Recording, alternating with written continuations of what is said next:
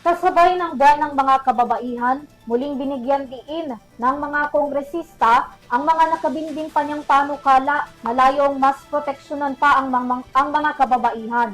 Kabilang sa mga ito, ang House Bill 257 na naglalayong bigyan ng pantay na sahod, benepisyo at iba pang karapatan ng hindi tinitingnan ng kanilang kasarian. Narito ang aking report. Bilang bahagi ng selebrasyon ng Women's Month ngayong taon na kumikilala sa kontribusyon ng mga kababaihan sa bansa, muling binigyang diin ni Cavite 2nd District Representative Lani Mercado Revilla ang kahalagahan ng pagkakapasa ng mga isinusulong niyang panukalang batas sa Kongreso na nakatuon sa proteksyon ng mga kababaihan laban sa kinaharap nilang suliranin kasabay ng nagbabagong panahon. Isa sa mga batas na ito ang House Bill 257 na naglalayong bigyan ng pantay na sahod, benepisyo, promotion, oportunidad at iba pang karapatan ng mga kababaihan pareho sa mga kalalakihan ng hindi tinitingnan ng kanilang kasarian.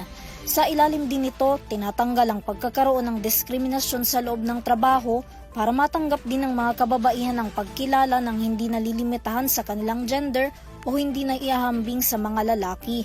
Ang House Bill 6305 naman na naglalayong tanggalin ang forgiveness clause sa kasalukuyang batas na umiiral, patuloy na pag-uusig sa may kasalanan ng hindi na ililigtas sa batas dahil lang napatawad ng biktima. Tinatanggal po natin yung forgiveness clause dahil gusto nating ibalik sa kababaihan ang karapatan nila. We have to subject the perpetrator to criminal charges dahil hindi dapat mapanghinaan ng loob ang biktima na hindi na uusigin ang perpetrator ng batas. May criminal liability pa rin. At karaniwan minsan ang mga kababaihan na biktima ng pagmolestya o rape, minsan ay kumbaga napapawalang sala na yung perpetrator kapag sila ay pakakasalan o lalagyan ng pananagutan o bibigay ng pananagutan ng kanilang pagkakasala. Still, if you are still in the bounds of marriage, hindi pa rin dapat nawawala yung criminal liability na ito ng perpetrator. Bukod sa mga ito, may ilang panukala pa ang kongresista gaya ng House Bill 8195 o Women's Health and Wellness in the Workplace, House Bill 7539 o Child and Spousal Support, House Bill 2335 o Unang Yakap Act, House Bill 4140 o Breastfeeding in Emergencies, at House Bill 5642 o Anti-Violence Against Women and Their Children na naglalayo namang palawakin ang definisyon ng VAUSI lalo na pagdating sa digital space na kadalasan ngayong nagiging platform na rin para maabuso at malabag ang karapatan ng mga kababaihan at kabataan. We already have the digital world as we call it, kaya dapat bigyan ng pagpapahalaga o prioridad at description ang violence against women and children sa digital space.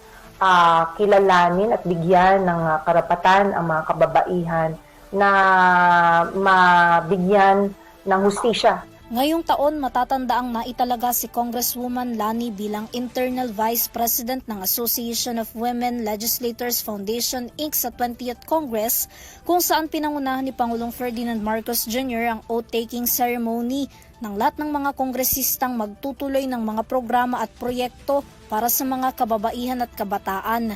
Sila rin ang magsisilbing boses sa tagapagtanggol ng bawat babaeng Pilipino sa buong bansa na nakakaranas pa rin ng pang-aabuso, pananakit o iba pang karahasan. Samantala, personal namang tinanggap ni Kong Lani ang pagkilalang ibinigay sa kanya ng Gawad Filipino Awards na may temang Babae Ka na sumisimbolo sa mga kababaihang patuloy na nagtataguyod sa kapakanan ng lahat ng mga babae. Isa siya sa mga kababaihang mula sa mga uniform personnel, lingkod bayan, lokal na opisyal, business industry, media personality at iba't ibang sektor pa sa lipunan na tumanggap din ng parehas na parangal. Para sa EuroTV News, Vanessa Cleofas, sumasaludo sa bawat Pilipino.